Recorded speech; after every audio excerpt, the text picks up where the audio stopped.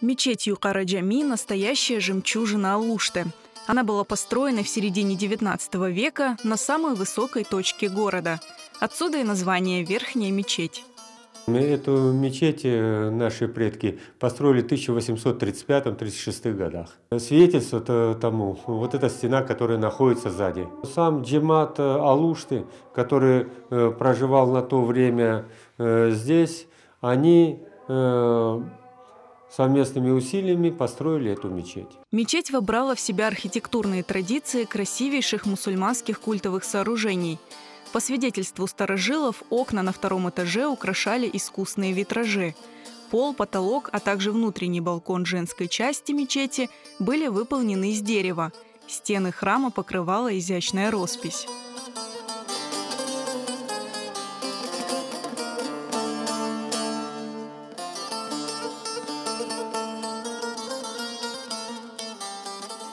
В 30-е годы XX века мечеть Юкара Джами разделила печальную судьбу большинства мечетей Крыма.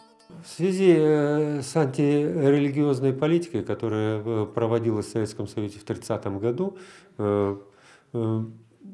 все религиозные объекты, они изымались у религиозных общин и передавались на общественные нужды.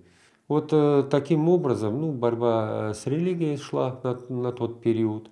И минареты, которые имелись при мечетях, их валили. До депортации здания передавали в ведение различных служб. С 60-х годов в бывшей мечети функционировала Алуштинская детско-юношеская спортивная школа. Юкара Джами вернули мусульманской общине только в 1994 году. От здания к тому времени сохранились лишь стены, фундамент минарета и некоторые элементы, напоминающие о духе того времени. Кроме стен сохранилась вот эта вот стена, которая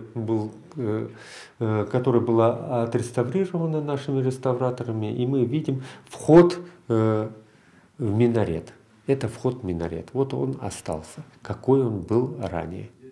Вот здесь и краска сохранилась, и кладка сохранилась. Отделка полностью новая, но видно, что в стену раньше для того, чтобы акустика хорошая была в мечети, они замуровывали кувшины. И вот отверстия от этих кувшинов до сих пор есть. Здание находилось в плачевном состоянии, исторический облик мечети был полностью утрачен. В 2002 году, благодаря турецким инвесторам, началась реставрация Юкара Джами. В 2002-2003 поменяли крышу и построили минарет. Затем проработка прошла по отводу земли, и был построен аптехане, который здесь имеется, и изгородь поставили, то есть внутренний дворик появился у мечети. И с того времени, уже 20 лет, данная мечеть имеет вот такой вид. Работы проводились по архивным фотографиям. Стены молитвенного зала покрыли росписью, деревянные балконы украсили резьбой. Пристроили новый минарет высотой 18 метров, с которого сегодня 5 раз в день звучит азан. Мечеть вмещает до 200 человек и часто принимает гостей.